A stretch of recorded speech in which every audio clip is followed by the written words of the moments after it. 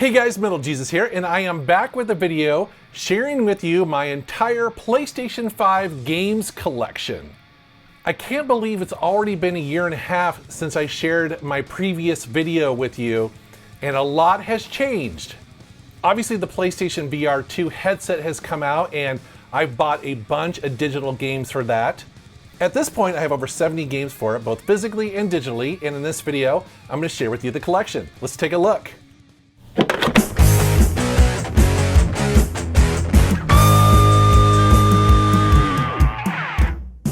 Now before we get started, I'm going to let you know that I'm going to go pretty fast here. We've got a lot of games to cover, and also I'm going to try not to spend too much time on the games that I've already talked about in that previous video.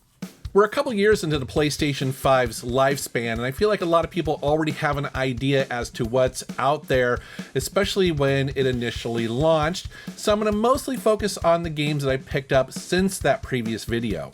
But if you see something in this video that I did skip over and you're kind of curious what my thoughts are, I will put a link in the corner there and down in the video description to that previous video to make it easier to find. With that said, I figured I'd start with some first-person shooters, starting with Avatar: Frontiers of Pandora. This is the type of game I normally would skip because, it's a movie license game, and, Avatar's okay, but I kept hearing about how beautiful this game was and also just how good it was, especially from some of the YouTubers like Digital Foundry. So I finally bit the bullet, and wow, this is a stunningly beautiful game. I guess it's one of the first Unreal Engine 5 games, and man, it shows.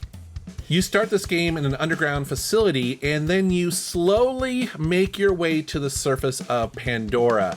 And when you go through this tunnel and you see the light and then you step out into Pandora, it's gorgeous. It makes such a cool impression. It really reminds me of how Unreal launched all those years ago back in the 90s. Remember that? Remember the original Unreal where you step out into the world for the first time? Wow, I mean, you just take this all in. It's completely lush and it's this cool open world. And like others have said, the gameplay is very solid. So you're dumped into this open world. It's very lush, but then the combat's really cool. The missions are really interesting. The characters, it kind of reminds me a little bit of Far Cry. It gives me that kind of vibe. So yeah, this is a surprisingly good game. Definitely check it out. Another game that really surprised me is Neon White. I knew nothing about this game, but again, kept hearing how good it was, and yes, it really surprised me. So this is an anime-inspired first-person shooter / platforming game, and the main concept here is that you need to get through these levels as fast as you can, and then you get rewarded based on your time. So you'll get a bronze, silver, or gold medal, and you want to get as many gold medals as possible so that you can level up and keep unlocking new levels, new missions. The difference between those awards can literally be seconds. It's pretty crazy. Now, normally I don't really like these kind of games where they focus so much on speed because I just don't have the patience to sit there and continuously replay them to get the best score. However, there is something very addictive about this game. I was all in here. Maybe it's because the levels are very short and you can instantly restart them, which is a really nice feature. I found myself really pushing to get those gold medals. Like, instead of taking the obvious path, you start thinking, well, what if I jump off the corner of this platform to just say, just save milliseconds off of my score, or maybe go under something when you don't necessarily think you should, or you would think to, and the game supports that. That's what I love about this, is that it's so perfectly sculpted that it's really designed to find the perfect run. As a nice bonus, the story is silly and absolutely crazy. I found myself enjoying it quite a bit. It's got some over-the-top dialogue and characters, so yeah, I like Neon White quite a bit, way more than I thought I would. And then I want to mention Prodeus, which is just a fantastic boomer shooter. This has a really nice mix of retro style graphics and gameplay, but it's also got some nice modern touches too, like real-time lighting and also particle effects. This is going to be for anybody who likes playing games that, you know, like I said, boomer shooters, those 90s, early 2000 inspired first-person shooter games, kind of like, you know, Quake, Doom, that sort of stuff. Prodeus is, I think, one of the best ones in that new genre. There's a lot of them that are out. There's many to choose from, but again, I think Prodeus is definitely in my top 5 of all of those. It's really fantastic. All right, we're going to move on to some role-playing games, and I'm going to start with the big one here. That is the Cyberpunk 2077 version 2.0 with the Phantom Liberty DLC. When this game was brand new, I had originally bought it on the Xbox One and then played it on the Xbox Series X and found it to be buggy but fun. However, like many of you, I was highly anticipating the version 2.0 with all the fixes and updates, plus the Phantom Liberty DLC. And I have to say, the game is now so good. So good. I mean, I honestly would give this game a 10 out of 10. When the original, it was pretty rough. Did not have a great launch, but CD Projekt Red put the time, energy, money into make this game the one that we always wanted. And the bonus here is that Phantom Liberty DLC. When I read that people online are excited to start this game for the first time, but they want to play through the main story first before going to the DLC, I highly recommend that they don't do that. You can do that. However, the game at a certain point will let you go into the area of the city that is unlocked with that DLC, and then you can instantly go back and forth between the two. There is no reason to wait till the end. If anything, I think the game is actually a little bit better if you do go to the DLC sooner than later. One, because it's just so good, but also it unlocks extra stuff. And you'll want that as you go forward in the main campaign. I have nothing bad to say about this. I absolutely loved it. Playing the game a second time and finishing it with this version 2.0 and all the bonuses and the fixes and the upgrades was just fantastic. Another RPG that I picked up is Front Mission First, the remake. So this is a remake of the classic Super Nintendo game. And this is a tactical turn-based strategy RPG game where you control a squad of Zanzers, which is what they basically just call mechs. Now, coming from a Super Nintendo game, obviously the big change here is that this game is fully 3D, has HD graphics, and I think it looks pretty good. It plays very much like a classic turn-based game, and it should be pretty easy for fans of that genre to jump into. Literally, I was able to do it and just skip the tutorial because I played so many of these games before that was really nice to kind of have a throwback to that where it's not overly complicated. Now, I did find that the story and character aspects of this do feel a little bit dated, almost like a budget title. There's really not that much personality here outside of combat, unfortunately. That said, I mean, you really play these games for the combat, and yeah, this game's got it in spades. I think I heard a rumor that they're going to be remaking the second and the third game as well, which that'd be pretty cool, actually, because I do like these games, and I would say this one's a decent one. I don't think it's going to blow people away necessarily, but again, if you like these kind of turn-based mech strategy games, there's a lot to like here. Next up is Shadowrun Trilogy. So these are isometric RPGs in the style of, say, the original Baldur's Gate or Fallout games that I used to love and play back in the late 90s and early 2000s. But it's nice to see a developer bringing that style into the modern era. It's pretty awesome. These are really heavy character and story-driven games. There's a lot of dialogue here to chew through, which I like, especially when it's really well written. But it's got that classic turn-based combat, and this one has a big emphasis on cover. So that's a big change from some of the more modern action RPGs that we typically get, which again, I like. It gives you the opportunity to strategize, to pause, to kind of plan things out. I dig that. These games got great reviews too, and there's a ton of content here. I mean, with all 3 games, if you were to play them all, that pushes into like the 100-hour range of gameplay. So yeah, if you want to dig into all the nuances of this and find all the nooks and crannies and do all the side missions, it's pretty cool. Here's something I picked up recently. This is Soul Hackers 2, the Collector's Edition. I walked into a local retro gaming store and they had this sitting on the counter at a reasonable price. Thought, yeah, sure, I'll take a chance. What's surprising is that it didn't seem to get great reviews, or at least they were kind of mixed, but because this is the collector's edition, I thought I'd take a chance on it. And what's cool is that it comes with a 3-inch figure. There's also a steel book in here. There's a plushie. There's also a pin collection.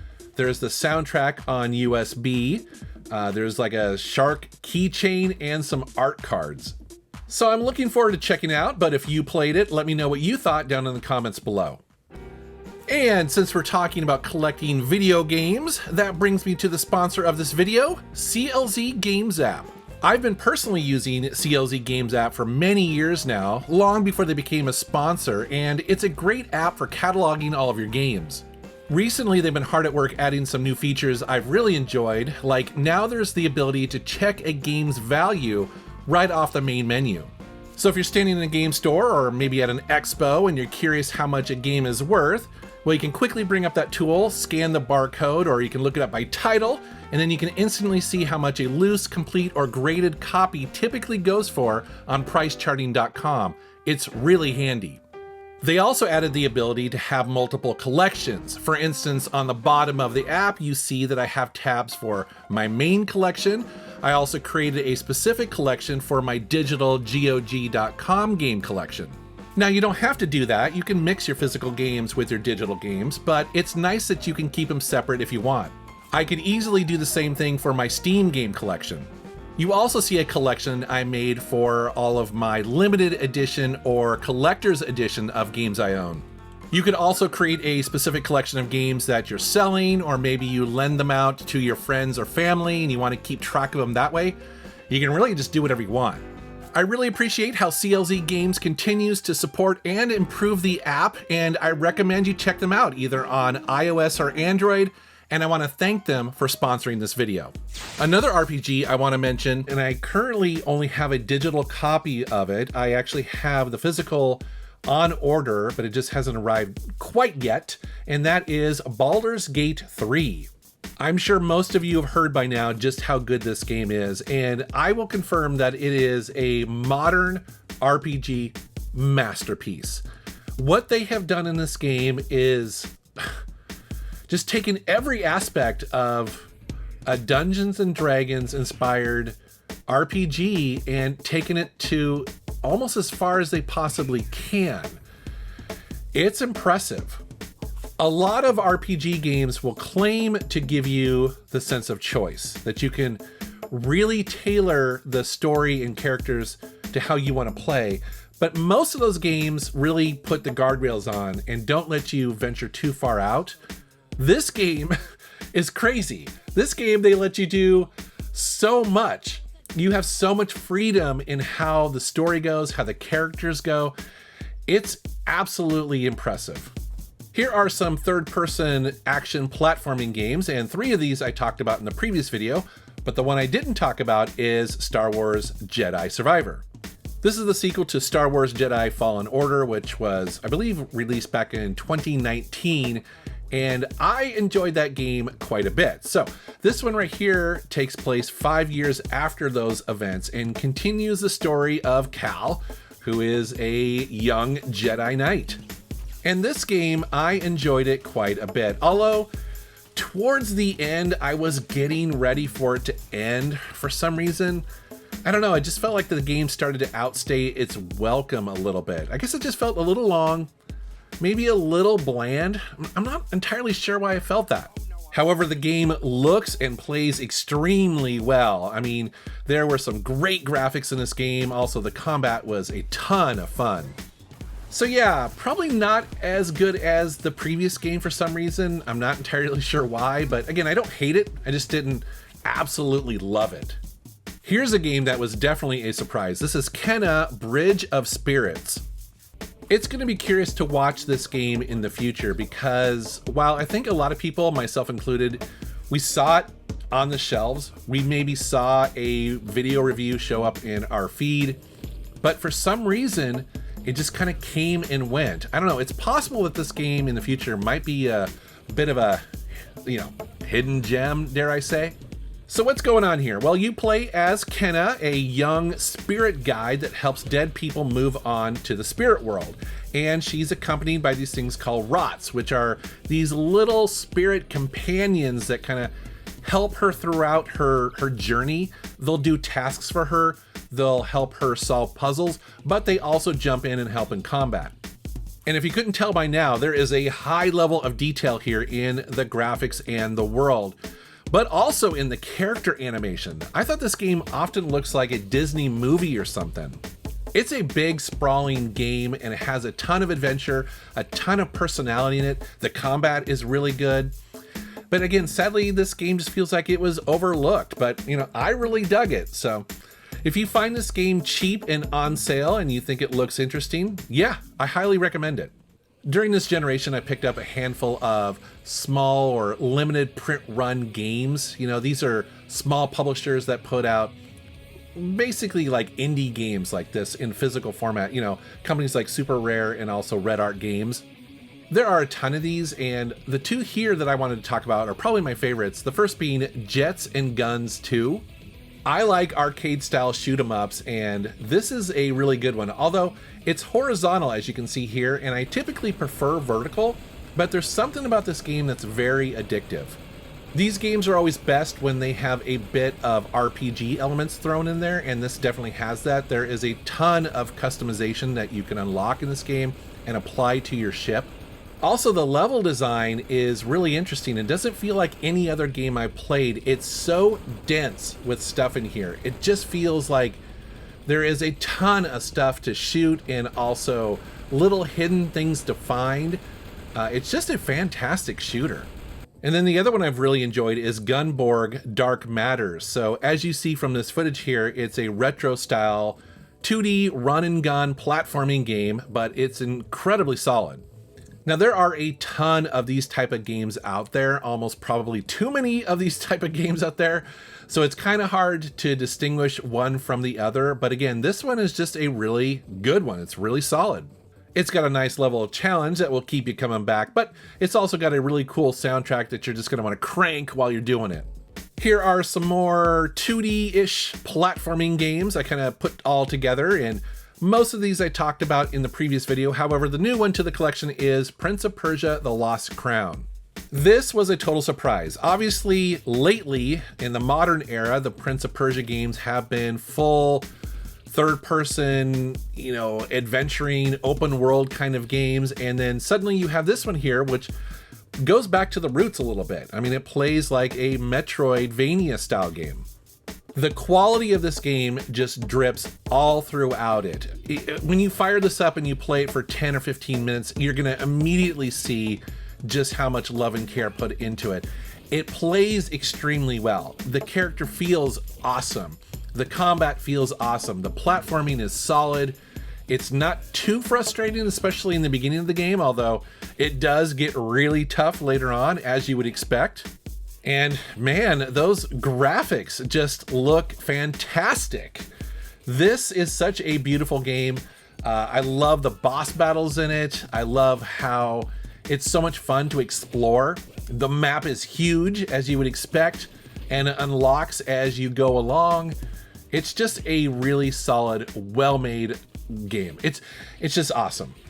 Some more games that I want to highlight here that I picked up in the last year or so, starting with Love Katamari.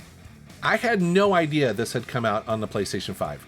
I played this originally on the PlayStation 2, as many of you did, and loved it. And I was like, really? There's a PS5 version? I gotta pick this up. I probably don't need to explain these to most of you, but you play as this little prince who pushes around this Katamari device that everything that it touches, it picks up. But it needs to grow in size. So you have to build its mass as you play throughout the level so that you can pick up bigger and bigger things to get to the size requirement for that level so that the King of the Cosmos can grab it and then put it back into the sky. It's a crazy plot. Just saying that out loud, I know how crazy that sounds, but trust me, it's awesome. The one thing that's really fun about this game, which is the second in the series, is that they got really creative with the levels, I think. They took what was great about the original game and applied it and made it crazier even in the second game. And just replaying it for the PS5 is so much fun. I love these games. I miss this time period when, big publishers took risks with games like this. And they paid off because they were so much fun. They didn't have to overthink everything. They just took a simple idea and made a classic game out of it. And I'm so happy that they got a PS5 version. So yeah, pick it up if you've never played this. Another game that's pretty weird but surprisingly fun, that is Power Wash Simulator. This is a game that does exactly what it says in the title. You are a guy or gal who is using a power wash to clean off stuff or places. And it sounds dumb, and maybe it is, but it's also very addictive. There is something very chill about these games, just trying to clean off everything, and it's tougher than you expect, actually. Dirt can get everywhere, and you need to kind of, get into those nooks and crannies. You've got a bunch of different nozzles that you can use to get into those hard to reach places. Such a weird idea, yet surprisingly fun. I like how they're creative with this as well. So you see me here cleaning off the Mars rover. They also have DLC that you can buy, which has like Back to the Future and stuff in there, which I'm tempted to do, even though I don't have any good reason to, but to clean off the DeLorean would be pretty awesome. Another game I picked up fairly recently is Air Twister, and this is a really cool on-rail shooter designed by the same Japanese developer that also made Space Harrier. It also feels very similar to Panzer Dragoon, which came out originally on the Sega Saturn and also the original Xbox. As you see here, you're playing as a female protagonist who is basically going through these different levels, and essentially what you do is shoot everything in front of you. And the way that you do that is you move your stick and basically paint over the enemies and then essentially fire off a bunch of rockets.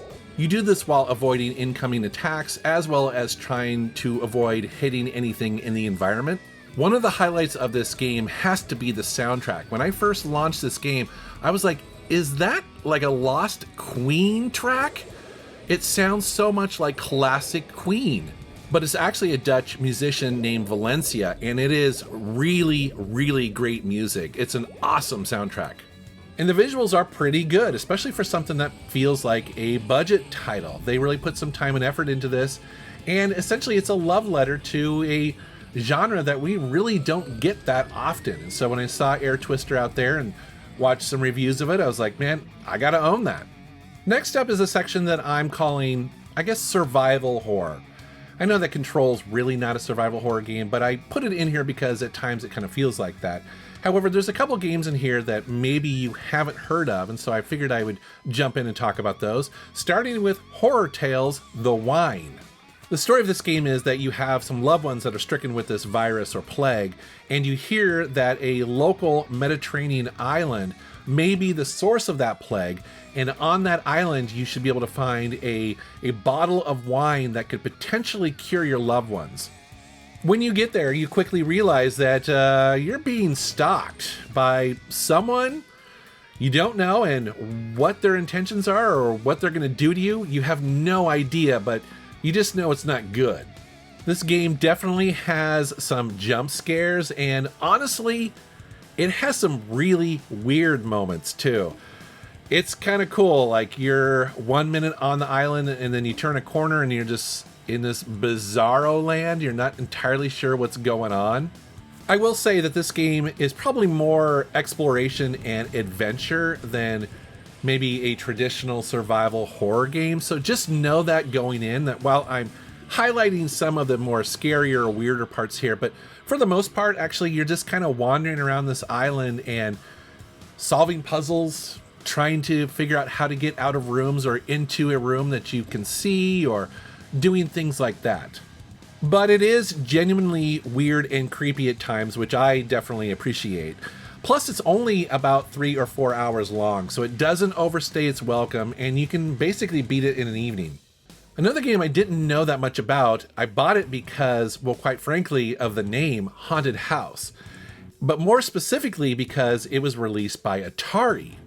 When I was growing up, I had a copy of Haunted House on my Atari 2600, and I loved it at the time. It was very simple, obviously, not very complex at all. And I had no idea that Atari did a spiritual successor all these years later.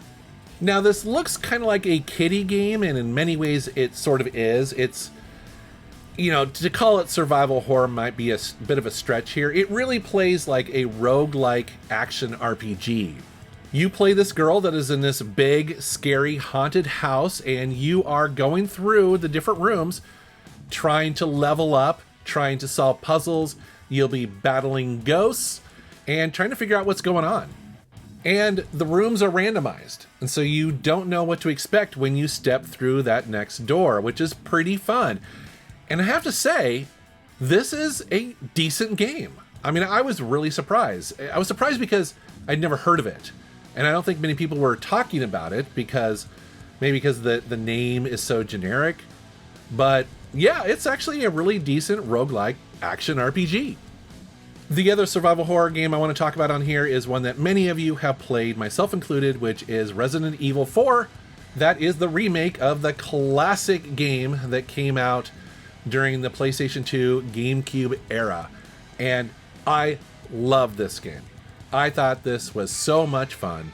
It was just a blast to replay. I really like how they kept some things, but also changed enough of it so that it was fun for players like us who have played the original so much, that there was just enough change here that we felt like we didn't quite know what was going to be around every corner. There was still a bunch of surprises to be had here. So played and beat this game, absolutely loved it. And then later they released the free PlayStation VR 2 version of it. So that's what you're seeing here. So then you get to replay it in VR, and it's cool because it switches to first person. So suddenly you are up close and personal with all of this stuff, and it just makes it even more intense.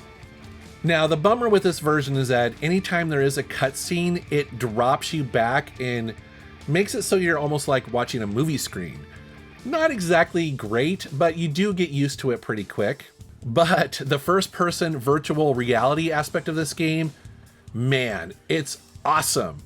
It's so much more intense, if you can believe it, because trying to eject your bullet cartridge and then shove more bullets into your gun and then pull cock it back in the middle of a fight is just absolutely intense. It's next level. Here's some more random third-person action games, and one of them I want to point out here, I'm going to be curious to hear what you guys think of it, is called Wanted Dead. So this is a budget third-person action hack-and-slash game, and it's brought out by the same developers that created Devil's Third on the Nintendo Wii U. That's another fairly kind of notorious game on that system that is far from perfect, but it's also more fun than you might expect. Reggie first told me about this game, and I gotta be honest with you, it gives you a terrible first impression. The intro is really slow and honestly it lacks energy. The voice acting is atrocious. Seriously, it's some of the worst that you've heard since like the mid-90s. Please don't put milk in there. Very hard to digest. Some orange juice and a pack of smokes. Tomato soup and coffee. Make it Irish. Uh-huh. I'll have the special. And then to make matters worse, the first like 15 or 20 minutes of this game are completely uninspired. You're just like running from room to room, shooting and hacking apart all these bad guys. It gets old quick.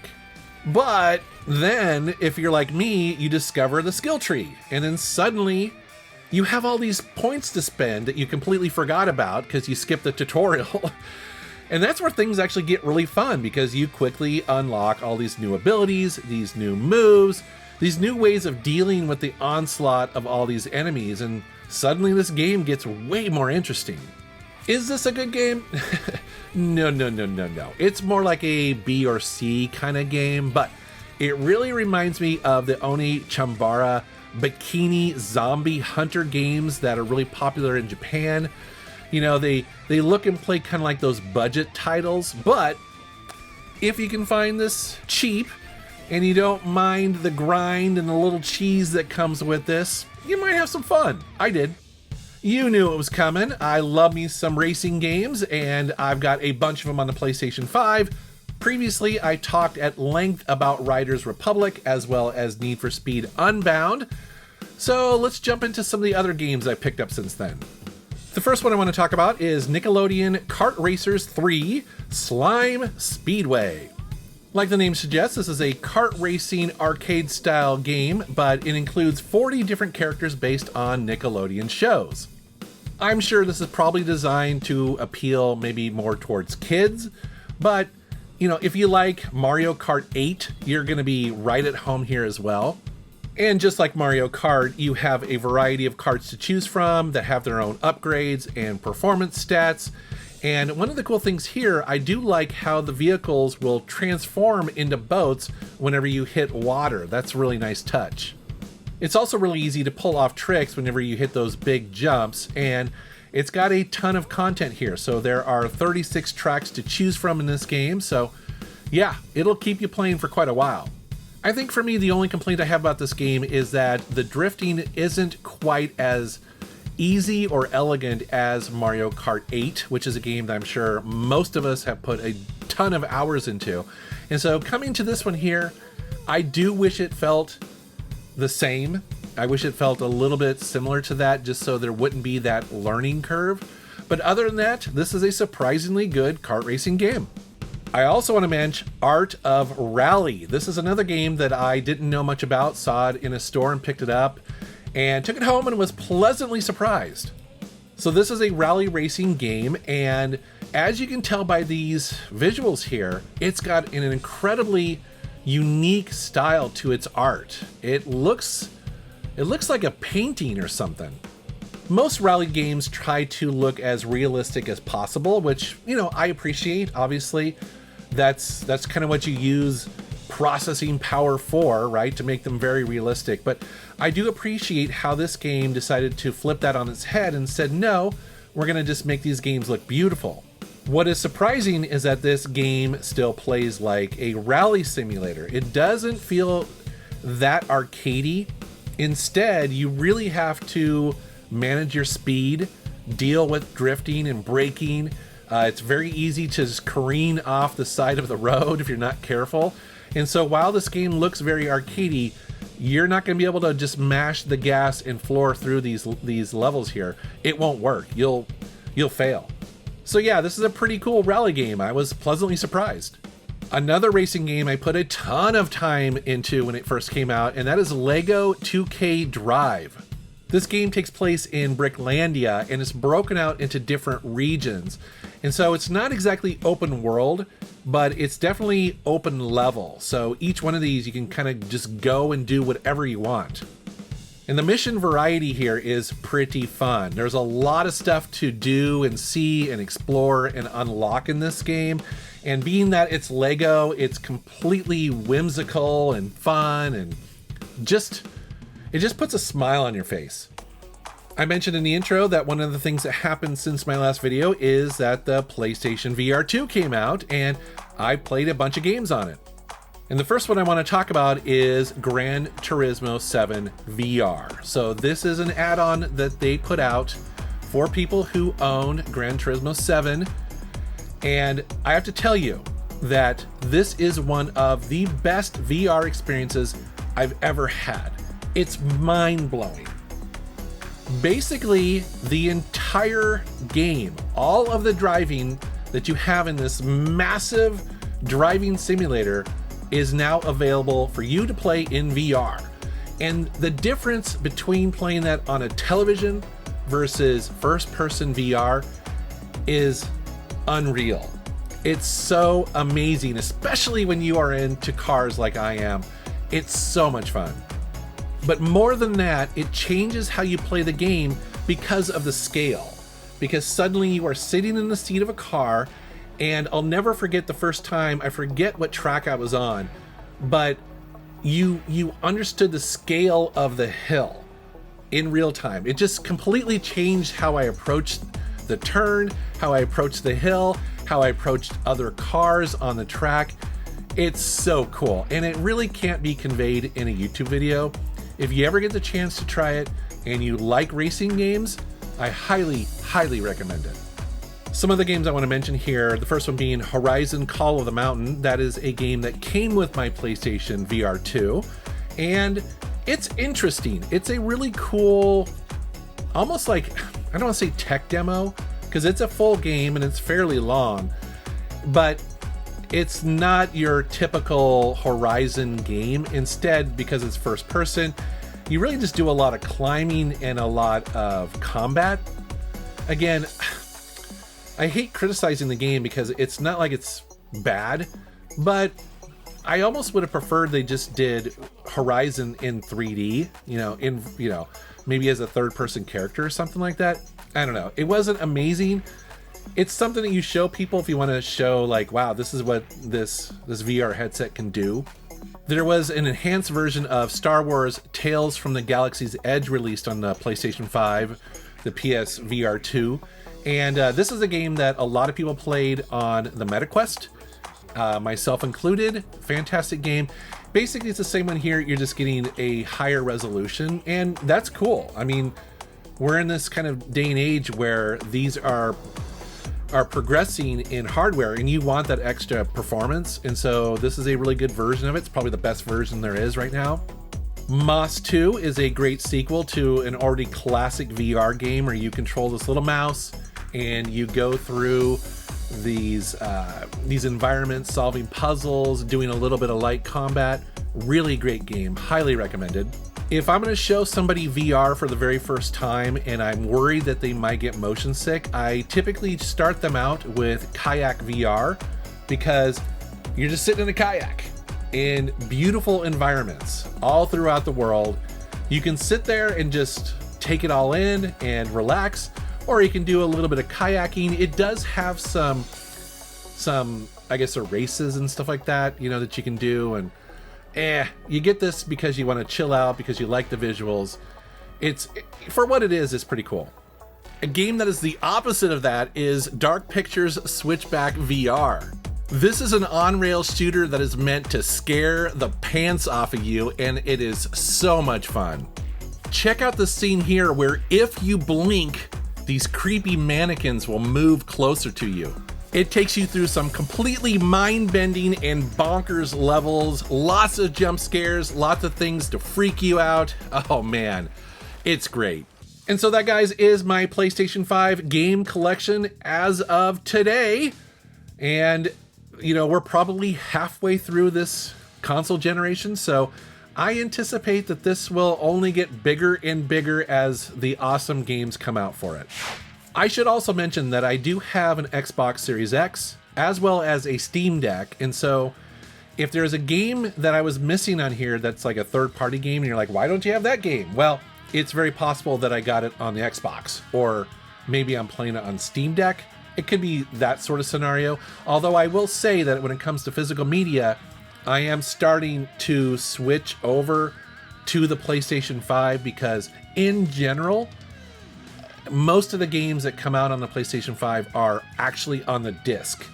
And so that's very important to me. If I'm going to drop the money to buy a physical version, I would prefer the whole game to be there. That's kind of nice, right? But anyways, guys, I'd love to know what you think. And if there's any particular PS5 game that you think I am missing from my game collection, please let me know down in the comments. And as always, I want to thank you for watching my channel. Thank you for subscribing, and take care.